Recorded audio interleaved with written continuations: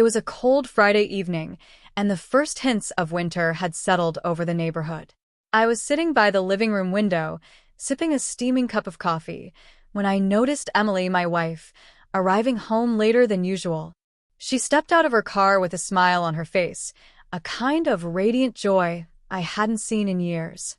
She was on the phone, laughing softly, her breath visible in the chilly air. It was a scene that should have brought me comfort, but instead, it left a knot in my stomach. Something didn't feel right. Emily and I had been married for almost a decade. We'd met in our mid-20s and built a life together, a modest house, stable careers, and a shared dream of traveling the world one day. But recently, things had changed. The connection we once had seemed to be slipping through my fingers. Her smiles were no longer for me, and the way she clutched her phone as if it were her lifeline made me wonder what secrets she was hiding. "Hey," I said as she walked through the door. "You're late." "Work ran over," she replied casually, slipping off her coat. Her tone was light, almost dismissive, but I caught the faintest hesitation in her voice. "Everything okay?" I asked, watching her closely. "Yeah, just a long day," she said, flashing me a quick smile before heading into the kitchen. I wanted to believe her, but the nagging doubt in my mind wouldn't let me. For weeks, I'd noticed subtle changes in her behavior. Late nights, unexplained absences, and that damn phone she never let out of her sight. I brushed it off at first, telling myself I was being paranoid. But deep down, I knew there was more to it. That night, as Emily slept beside me, I lay awake, staring at the ceiling. The questions in my mind refused to settle. Who was she laughing with?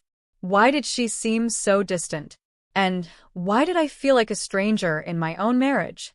I decided then and there that I needed answers. But I wasn't going to confront her outright. Not yet. Over the next few days, I started paying closer attention.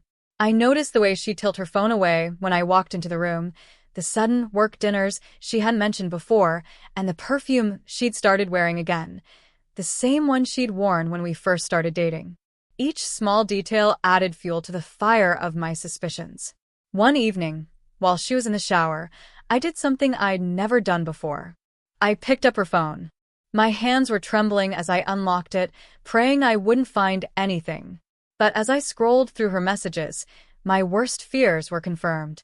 There, in a chat with someone named D, were messages that shattered my world. "I can't wait to see you again," one read. "Last night was amazing," said another. I felt a wave of nausea wash over me. My hands tightened around the phone as I read through the messages, each one a dagger to my heart. The man she'd been texting wasn't just a coworker or a friend. He was something more, something I couldn't compete with. I put the phone back where I found it, my mind racing. I wanted to confront her, to demand answers, but I knew I needed more. If she was going to lie to me, I needed to be prepared. The next day, I hired a private investigator. It felt drastic, even invasive, but I couldn't live with the uncertainty any longer. Within a week, the PI came back with everything I needed. Photos, timestamps, locations. Emily wasn't just working late or having dinner with colleagues. She was meeting him, Daniel, at a hotel on the other side of town. The photos showed them laughing, holding hands, and entering the building together. That night, I sat alone in the living room, staring at the evidence. Anger, betrayal, sadness, it all hit me at once.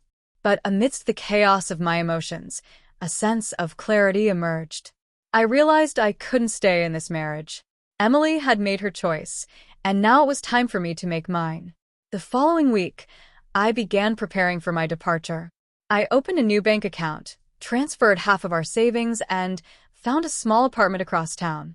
I packed my things slowly, taking only what I needed and leaving behind the memories that no longer brought me joy. I wanted to walk away with my dignity intact, and I wasn't going to give her the satisfaction of a fight. One evening, while Emily was out, I left. I wrote a simple note and placed it on the kitchen counter. Asterisk Emily. I know about Daniel. I know about the lies and the betrayal. I'm leaving because I deserve better. Don't contact me. This is goodbye. Asterisk.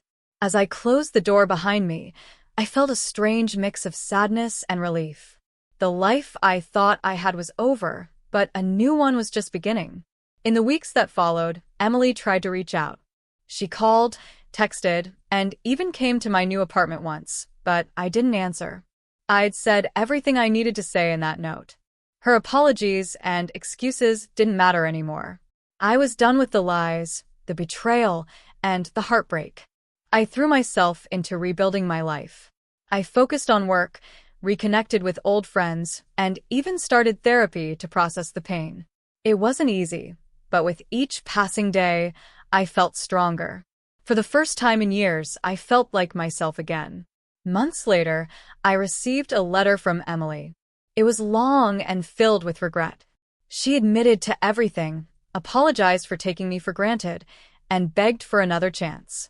She wrote about how she'd let herself get swept up in something meaningless, how she missed me, and how she'd do anything to fix things. I read the letter once, then folded it and put it away. Forgiveness was one thing, but going back was another. I'd spent too long living in the shadow of her lies, and I wasn't about to lose myself again.